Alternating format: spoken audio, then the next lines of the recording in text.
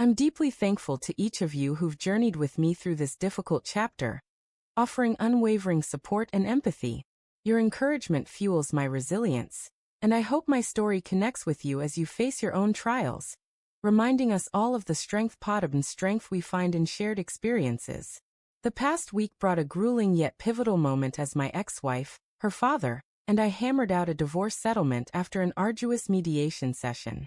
The process was draining, but we reached an agreement, and only one of us needed to present it to the court to finalize the divorce.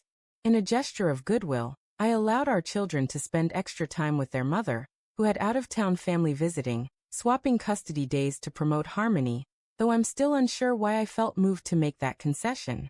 Since then, she's been sending me daily texts, most of which I've ignored unless they pertain to our kids. On Thursday evening, a heartbreaking incident occurred. My mother fell, sustaining severe injuries to her hip and leg. She's an extraordinary woman, a pillar of love and care for our family, especially for my older sister, who grapples with mental health challenges.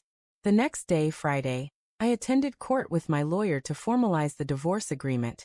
A straightforward task since the terms were already set. The judge approved our arrangement, granting me custody of my daughters on my designated days, as per the prior week's swap. That same day, my ex-wife texted me about an unrelated issue, and I responded with a biting remark. "Congratulations on getting the divorce you wanted." Her infidelity had torn us apart, and she replied that she hadn't seen the paperwork yet and asked me to wait. I informed her that I'd already been to court that morning, and our divorce would be finalized on June 11th, 2021. Her messages ceased abruptly, which surprised me, as I thought she'd be pleased with the outcome she'd pursued. While preparing dinner with my middle daughter that evening, I received an unexpected call from my ex-father-in-law, requesting a private conversation outside. We hadn't spoken in weeks, only exchanging brief glances at the children's sports events or custody exchanges. His sudden request raised my suspicions, so I activated the recorder on my old phone before stepping out. He was waiting in his pickup truck in my driveway, window rolled down, and immediately demanded to know why I'd gone to court without his daughter. I told him firmly, David, that this matter didn't concern him. He was at the mediation over my objections, but I wasn't married to him, nor was I divorcing him, so I refused to engage further. I urged him to leave, saying I'd speak to his daughter if she wished to discuss anything. He pressed me to explain myself, and when I pointed at him to emphasize my stance, he swatted my hand away, yelling, "Don't you point at me." I shot back that his daughter had been unfaithful, involved with a married man, and that this was my property. I'd point wherever I liked. It was a childish exchange, I admit, but emotions were running high. He called me a liar, so I escalated, revealing that his daughter had been involved with multiple married men, shattering families. He acted shocked at first, then demanded proof. I told him I'd seen receipts, documents, and even spoken with the ex-wife of one of her partners. He dismissed her infidelity, accusing me of financial mismanagement, and saying he'd have cheated too if he'd been married to me. He claimed to know everything, but I countered that if he was unaware of his daughter's affairs, he might also be oblivious to the similar behavior of his other two daughters. I questioned how it felt to have raised 3 women who engaged in such conduct, and suggested his leniency had contributed to the issue. I even invoked his late father, a pious man, asking what he'd think of this family legacy. In hindsight, I may have crossed a line, but my frustration overwhelmed me. He swung at my arm in response. I fended him off, urging him to stop. I had no desire to fight an older man. He ranted again about the court proceedings, and I calmly explained the process, but he was livid, claiming their lawyer hadn't informed them. I told him that wasn't my responsibility. He then called me insane, predicting my son would turn out just like me. I retorted that my son would grow into a good man, and I hoped he'd avoid marrying someone untrustworthy. Backtracking, he muttered that this wasn't finished, then revved his engine. Fearing he might run me over, I positioned myself near our sturdy in-ground basketball hoop for safety until he sped away. I called the police, who filed a report, but I chose not to press charges immediately, knowing I have 2 years to decide. Officers visited my ex-wife's home, speaking with her and her sister, whose story is another matter entirely. while her father was absent. My sister arrived at my house soon after, and my daughters were waiting inside. I shared some details with them, as one likely saw the police. It was nearly 10 p.m., so they went to bed, closing a heavy day.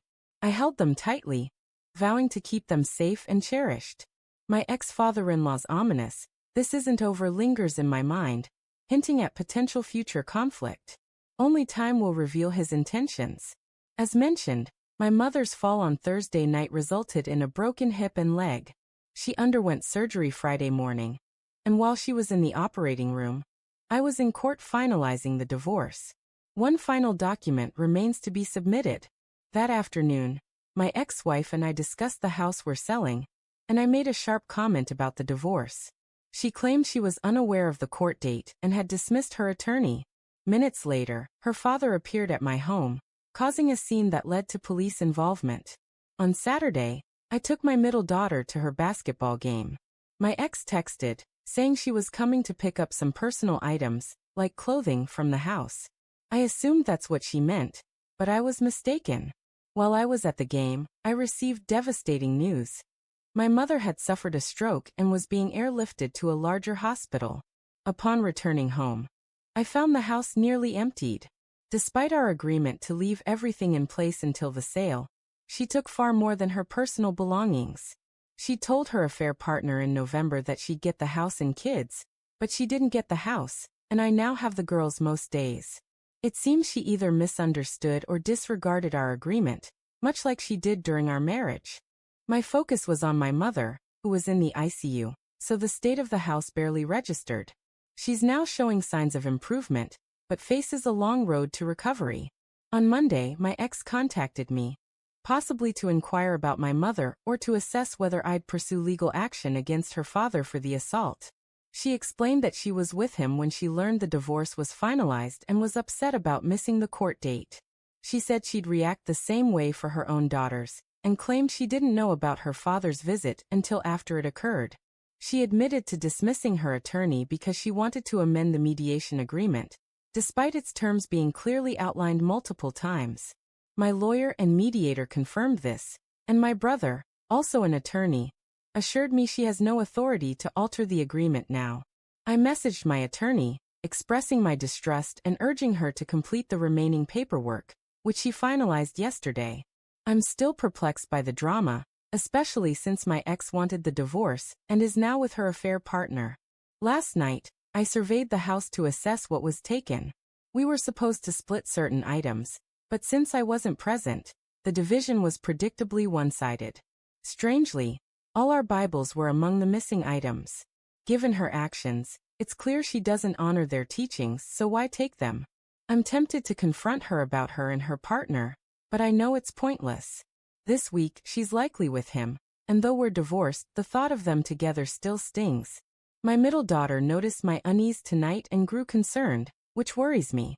I hope I never encounter her partner, as I'm unsure I could hold back, though I know she's the one to blame.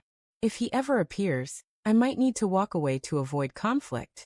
I'm planning a fresh start soon, and I know I'll need resilience to move forward. Your steadfast support and prayers for my mother mean the world to me during this turbulent time. I know many of you are grappling with your own struggles with partners or exes, and I pray you find strength and peace as you navigate those challenges.